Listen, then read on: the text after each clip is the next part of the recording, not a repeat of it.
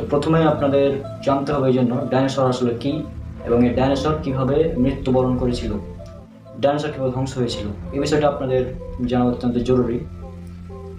Dinosaur এই শব্দটি সর্বপ্রথম রিচার্ড ওন নামক একজন বিজ্ঞানী 1842 সালে আবিষ্কার করেন বা ডাইনোসর নামটি তিনি উপস্থাপন করেন। এই ডাইনোসর শব্দটি দুটি শব্দের সমন্বয়ে গঠিত। একটা হচ্ছে ডেনিয়াস, যার অর্থ হচ্ছে বৃহদাকার সামথিং বা অনেক বড় কিছু, এবং আরেকটা হচ্ছে সোর্স, যার অর্থ হচ্ছে লিজার্ড বা রেপটাইল জাতীয় কিছু, এই জাতীয় কিছু মানে প্রাণী। আজ থেকে 23 কোটি বছর পূর্বে সর্বপ্রথম এই ডাইনোসর প্রজাতির আবির্ভাব হয় এবং এই ডাইনোসর প্রায় 17 কোটি বছর পর্যন্ত এই পৃথিবীতে রাজত্ব করেছিল, পৃথিবীতে শাসন করেছিল।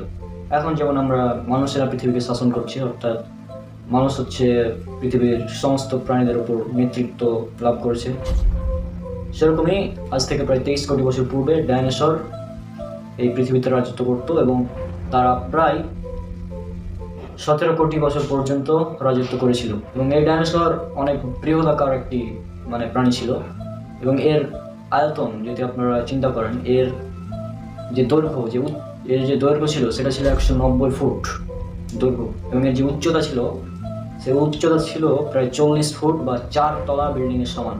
এবং এর যে ভর বা আমাদের সাধারণ মানুষ যেটাকে ওজন বলি, সেটা হচ্ছে তাদের ছিল 1,20,000 কেজি। চিন্তা করেন, অনেক বড় এবং অনেক শক্তিশালী একটি প্রাণী ছিল এই ডাইনোসর। আর এই ডাইনোসর পৃথিবীতে আসলে কি করত? পৃথিবীতে যেহেতু তারা সবচেয়ে শক্তিশালী ছিল সে সময়, সেহেতু তারা অন্যান্য যে প্রাণীগুলো ছিল, যেমন বাঘ সিংহ থেকে শুরু করে অন্যান্য যে ছোট ছোট প্রাণীগুলো ছিল, সেই ডাইনোসর তাদেরকে মানে খেয়ে ফেলতো, তাদের সাথে মানে রক্তপাত ঘটাতো, মানে মোট কথা তারা পৃথিবীতে দাঙ্গা হাঙ্গামা সৃষ্টি করত, পৃথিবীতে তারা বিশৃঙ্খলা সৃষ্টি করত। এত শক্তিশালী একটি প্রাণী কিভাবে মারা গেল, এবার আসুন আমরা সেটা দেখি। ধারণা করা হয় আজ থেকে প্রায় 6,60,00,000 বছর পূর্বে, 6.6 কোটি বছর পূর্বে একটি 10 কিলোমিটার ডায়ামিটার সাইজের একটি অ্যাস্টেরয়েড পৃথিবীতে আঘাত করে। অ্যাস্টেরয়েড বলতে আমরা যেটাকে গ্রহাণু বা উল্কা বলি সেটা, এবং এটা পৃথিবীতে আঘাত করে মেক্সিকোর দক্ষিণ পূর্বাঞ্চলে ইউকাটান নামক একটি উপদ্বীপে। এবং এটি আঘাত করার পর প্রায় 180 কিলোমিটার চওড়া এবং 20 কিলোমিটার গভীরের একটি বিশাল গর্ত তৈরি হয়, বিশাল উল্কা খাত বলা হয় এটিকে, বিশাল উল্কা খাত তৈরি হয়। এবং এই উল্কা খাতটি তৈরি হওয়ার কারণ যেটা ছিল, এই উল্কাটি যখন পৃথিবীর বায়ুমণ্ডলে প্রবেশ করে তখন এর গতিবেগ ছিল প্রায় 1,00,000 কিলোমিটার বা 77,000 কিলোমিটার। তো এত বেগে একটি উল্কা যখন পৃথিবীতে আঘাত করে, তার ফলেই তৈরি হয় এত বড় এবং বিশাল একটি উল্কা খাত। এবং এর ফলে পৃথিবীতে প্রচণ্ড জোরে ভূমিকম্প এবং বিভিন্ন প্রাকৃতিক দুর্যোগ শুরু হয়ে যায়, জলোচ্ছ্বাস শুরু হয়ে যায়। এবং এর ফলশ্রুতিতে যেটা ঘটে সেটা হলো যে বিভিন্ন ধ্বংসস্তূপ তৈরি হয় এবং ডাইনোসরগুলো সেই মাটির নিচে চাপা পড়ে মারা যায়। তাহলে এখানে আমরা ডাইনোসরের মৃত্যুর দুটা পয়েন্ট পেলাম। 1 নম্বর পয়েন্ট হচ্ছে আকাশ থেকে একটি উল্কা এসে পৃথিবীকে আঘাত করে, এবং 2 নম্বর কারণ হচ্ছে এই উল্কা আঘাত করার ফলে তারা মাটি চাপা পড়ে মারা যায়। এবার দেখি পবিত্র কোরআন এ সম্পর্কে আমাদের কি তথ্য দেয়। আমি এবার চলে যাব পবিত্র কোরআনের সূরা সাবা, সূরা নাম্বার 34, আয়াত নাম্বার 9। এই আয়াতে আল্লাহ সুবহানাহু ওয়া তাআলা বলছেন, তারা কি তাদের সামনে এবং পেছনে আসমান এবং জমিনে যা আছে তার প্রতি লক্ষ্য করে দেখে না? যদি আমি ইচ্ছা করি তাহলে তাদেরকে সহ ভূমিকে ধসিয়ে দেব, অথবা আসমান থেকে এক খণ্ড তাদের উপর নিক্ষেপ করব। অবশ্যই এতে রয়েছে আল্লাহ ভীরু প্রত্যেক ব্যক্তির, প্রত্যেক বান্দার জন্য নিদর্শন। এ আয়াতে লক্ষ্য করুন, আল্লাহ তাআলা এখানে বলছেন আল্লাহ তাআলা আমাদের লক্ষ্য করতে বলছেন। আর যখনই আল্লাহ তাআলা লক্ষ্য করতে বলেন তখনই হচ্ছে আল্লাহ তাআলা অলরেডি সেটা ঘটিয়ে ফেলেছেন, কোন এক সময় পূর্বে আল্লাহ তাআলা সেটি ঘটিয়ে ফেলেছেন। এই জন্য আল্লাহ তাআলা সেটা আমাদেরকে লক্ষ্য করতে বলেন। এবং লক্ষ্য করতে বলছেন কি, আল্লাহ সুবহানাহু ওয়া তাআলা যদি চান তাহলে তিনি আসমান থেকে এক খণ্ড নিক্ষেপ করতে পারেন এবং তিনি ভূমি সহ ধসিয়ে দিতে পারেন, যেটা আমরা ডাইনোসরের ক্ষেত্রে দেখেছি যে ডাইনোসরের উপর এক খণ্ড উল্কা নিক্ষেপ হয়েছিল, ফলে তারা ভূমি সহ ধসে গিয়েছিল এবং ভূমির মাটির স্তূপের নিচে চাপা পড়ে মারা গিয়েছিল। আর এই আয়াতের শেষের দিকে আল্লাহ তাআলা বলছেন, আর অবশ্যই এতে নিদর্শন রয়েছে আল্লাহ ভীরু প্রতিটি বান্দার জন্য। এবং আল্লাহ তাআলা এখানে নিদর্শন একটি রেখে দিয়েছেন, যে নিদর্শনটা আমরা আজ বুঝতে পারছি কোন নিদর্শনের কথা আল্লাহ তাআলা এখানে বলছেন। আমার কাছে মনে হয় এটা তিনি ডাইনোসরের কথাই বলছেন। আল্লাহ তাআলা যেহেতু বিভিন্ন পবিত্র কোরআনের অনেক আয়াতে বলেছেন, তোমরা কি কোরআন নিয়ে চিন্তা করো না, তোমাদের অন্তর কি তালাবদ্ধ, তোমরা কি বোঝো না, তোমরা কি লক্ষ্য করো না। এভাবে আল্লাহ তাআলা বিভিন্ন আয়াতে বলেছেন আমাদের চিন্তা করতে। সুতরাং আমাদের চিন্তা করতে হবে, এবং আমি চিন্তা ভাবনা করে এটাই পেলাম।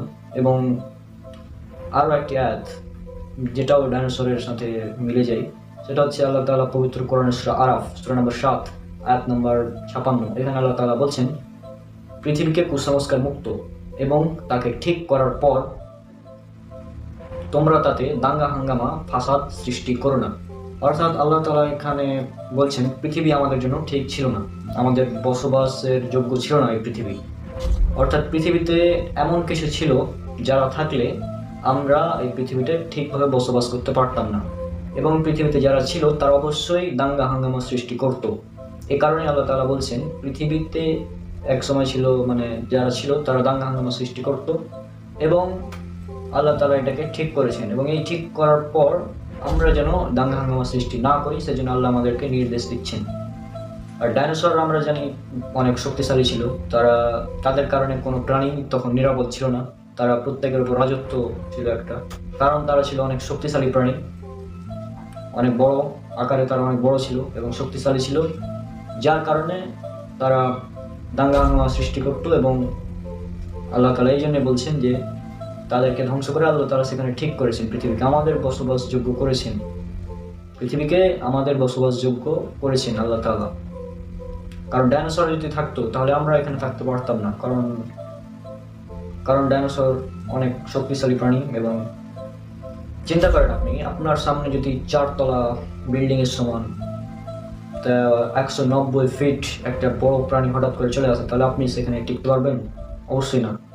এ কারণেই আল্লাহ তাআলা বলেছেন পৃথিবীকে ঠিক করার পর, অর্থাৎ ডাইনোসরদের ধ্বংস করে আল্লাহ তাআলা আমাদের জন্য পৃথিবীকে উপযোগী করে দিয়েছেন। এরপর আরো একটি আয়াতের দিকে যদি আপনারা লক্ষ্য করেন, সেটা হচ্ছে সূরা বাকারা সূরা নম্বর 2 আয়াত নম্বর 30। এই আয়াতে আল্লাহ সুবহানাহু ওয়া তাআলা বলছেন, আর স্মরণ করো যখন আল্লাহ তাআলা ফেরেশতাদেরকে বললেন, আমি পৃথিবীতে খলিফা বা প্রতিনিধি সৃষ্টি করছি। তখন ফেরেশতারা আল্লাহ তাআলাকে বলল, আপনি কি এমন কাউকে সৃষ্টি করবেন যে কিনা পৃথিবীতে দাঙ্গা হাঙ্গামা সৃষ্টি করবে, রক্তপাত করবে? অথচ আমরাই তো আপনার ইবাদত করছি, আপনার পবিত্রতা ঘোষণা করছি। তখন আল্লাহ তাআলা বললেন, আমি যা জানি তোমরা তা জানো না। অর্থাৎ এই আয়াতে ফেরেশতারা বলছেন যে আল্লাহ এমন কাউকে সৃষ্টি করতে যাচ্ছেন যে যারা পৃথিবীতে দাঙ্গা হাঙ্গামা সৃষ্টি করবে। কারণ ফেরেশতারা দেখেছিলেন পৃথিবীতে আল্লাহ যাকেই রাজত্ব দান করেছিলেন তারাই দাঙ্গা হাঙ্গামা সৃষ্টি করেছিল। যেমন আল্লাহ তাআলা জিনদেরকে পৃথিবীতে রাজত্ব দান করেছিলেন, কারণ এই জন্যই পৃথিবীতে দাঙ্গা হাঙ্গামা এই জিনেরাও সৃষ্টি করেছিল। এরপর 17 কোটি বছর পর্যন্ত এই ডাইনোসর এরাও দাঙ্গা হাঙ্গামা সৃষ্টি করেছিল, রক্তপাত করেছিল। ফেরেশতারা এটা জানতেন, সেজন্যই আল্লাহকে প্রশ্ন করেছিলেন, আপনি কি এমন কাউকে সৃষ্টি করতে যাচ্ছেন যারা পৃথিবীতে দাঙ্গা হাঙ্গামা সৃষ্টি করবে? এই আয়াতটি অ্যাকচুয়ালি জিনদের উদ্দেশ্যে নাজিল করা হয়েছিল, কিন্তু পবিত্র কোরআনের একটি আয়াত বিভিন্ন প্রেক্ষাপটে নাজিল হয়, একটি আয়াত অনেকগুলো প্রেক্ষাপটে নাজিল হয়। সুতরাং আমার কাছে এটা মনে হয় যে ফেরেশতারা দেখেছিলেন পৃথিবীতে আল্লাহ যাকেই রাজত্ব দান করেছেন তারাই দাঙ্গা হাঙ্গামা সৃষ্টি করেছে, সেই জন্যই আল্লাহকে তারা প্রশ্ন করেছিল এটি। তাহলে এটি আর একটি বিষয় যে ডাইনোসরদের প্রতি ইঙ্গিত করছে। আরও যে সূরা আরাফ 7 নম্বর সূরার 56 নম্বর আয়াতে যে আল্লাহ বলছেন পৃথিবীকে ঠিক করার পর, অর্থাৎ যারা পৃথিবীতে দাঙ্গা হাঙ্গামা করতো আল্লাহ তাদেরকে ধ্বংস করে দিয়েছেন, কিন্তু জিন জাতি কিন্তু এখনো পৃথিবীতে আছে। তাহলে এই ঠিক করা দ্বারা যদি জিনদেরকে বোঝানো হতো তাহলে জিনেরাও কিন্তু আজ থাকতো না। তাহলে অবশ্যই এমন কোনো সৃষ্টি ছিল যারা ছিল আকারে অনেক বড় এবং শক্তিশালী, এবং যাদেরকে ধ্বংস করে আল্লাহ আমাদের জন্য পৃথিবীকে বসবাসযোগ্য করে দিয়েছেন। তাহলে আজকের সম্পূর্ণ আলোচনা থেকে যেটা আমরা বুঝলাম, ডাইনোসররা এই পৃথিবীতে এক সময় ছিল, যাদেরকে আল্লাহ তাআলা ডাইনোসরদের পৃথিবীতে রাজত্ব দিয়েছিলেন, ফলে তারা পৃথিবীতে দাঙ্গা হাঙ্গামা সৃষ্টি করত এবং আল্লাহ তাআলা আসমান থেকে এক খণ্ড নিক্ষেপ করে তাদের মাটির ধ্বংসস্তূপের নিচে ফেলে তাদেরকে ধ্বংস করে দিয়েছিলেন। আর ডাইনোসররা যদি থাকতো তাহলে আমরা এই পৃথিবীতে থাকতে পারতাম না, এবং ডাইনোসরদের ধ্বংস করে আল্লাহ পৃথিবীকে আমাদের মানুষদের জন্য বসবাসের উপযোগী করে দিয়েছেন। অর্থাৎ আল্লাহ আমাদের জন্য পৃথিবীকে ঠিকঠাক করেছেন। ফেরেশতারা জানতেন এটা, যে ডাইনোসররাও পৃথিবীতে দাঙ্গা হাঙ্গামা সৃষ্টি করেছে, কারণ তারা সেটা দেখেছিলেন এবং এই জন্য তারা আল্লাহকে প্রশ্ন করেছিলেন, আপনি যে পৃথিবীতে খলিফা নিযুক্ত করতে যাচ্ছেন, তারাও কি পৃথিবীতে দাঙ্গা হাঙ্গামা সৃষ্টি করবে নাকি? এবং